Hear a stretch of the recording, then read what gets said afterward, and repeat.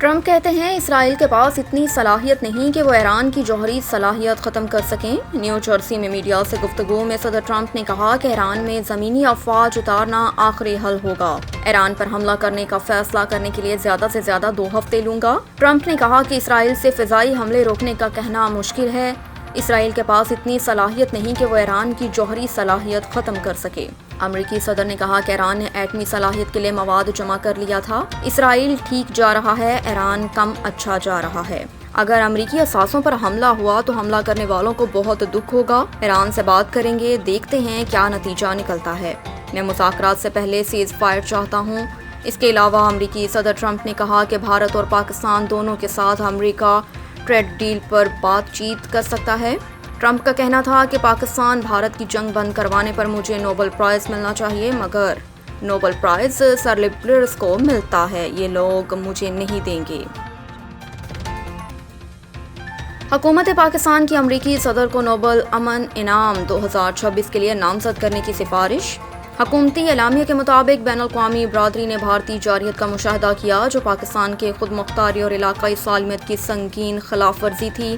اس جارحیت کے نتیجے میں متعدد معصوم جانیں ضائع ہو گئی ہیں، جن میں خواتین، بچے اور بزرگ شامل تھے۔ پاکستان نے اپنے دفاع کے حق کا استعمال کرتے ہوئے آپریشن بنیان مرسوم کے تحت ایک محدود، ٹھوس اور درست عسکری کارروائی کی، جس کا مقصد صرف جارحیت کا جواب دینا اور مزید کشیدگی سے گریز کرتے ہوئے اپنے دفاع کو یقینی بنانا تھا۔ اس نازک لمحے پر صدر ٹرمپ نے غیر معمولی حکمت عملی اور بصیرت کا مظاہرہ کرتے ہوئے اسلام آباد اور نئی دلی کے ساتھ بھرپور سفارتی رابطے کیے، جس کے نتیجے میں جنگ بندی ممکن ہوئی اور ایک ممکنہ بڑی جنگ ٹل گئی۔ اگر یہ جنگ شروع ہوتی تو اس کے اثرات جنوبی ایشیا ہی نہیں بلکہ پوری دنیا کے لیے تباہ کن ثابت ہو سکتے تھے۔ حکومت پاکستان نے اس موقع پر صدر ٹرمپ کی جانب سے مسئلہ جموں کشمیر کے پرامن حل کی پیشکش کو بھی سراہا۔ آصف زرداری کہتے ہیں کہ شہید بی بی کا وژن آج بھی مشعل راہ ہے، رہنمائی کے لیے جمہوریت مضبوط کریں گے۔ سابق وزیر اعظم بے نظیر بھٹو شہید کی 72ویں سالگرہ کے موقع پر جاری پیغام میں صدر مملکت آصف علی زرداری نے ان کی قومی خدمات اور عظیم قربانیوں کو زبردست خراج عقیدت پیش کیا۔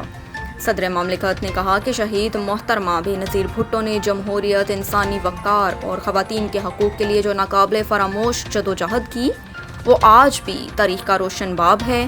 انہوں نے کہا کہ محترمہ بے نظیر بھٹو نے آمریت کے خلاف جرات اور استقامت کے ساتھ مزاحمت کی اور ملک میں جمہوریت کی بحالی کے لیے چلنے والی تحریکوں کی قیادت کی۔ وہ قانون کی حکمرانی اور آئین کی بالادستی پر مکمل یقین رکھتی تھیں۔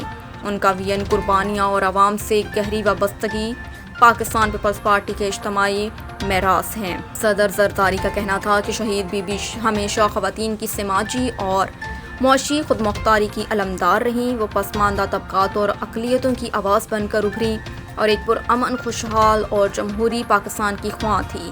ان کے اصولی سیاست آج بھی ایک منصفانہ اور جمہوری معاشرے کے قیام کے لیے مشعل راہ ہے۔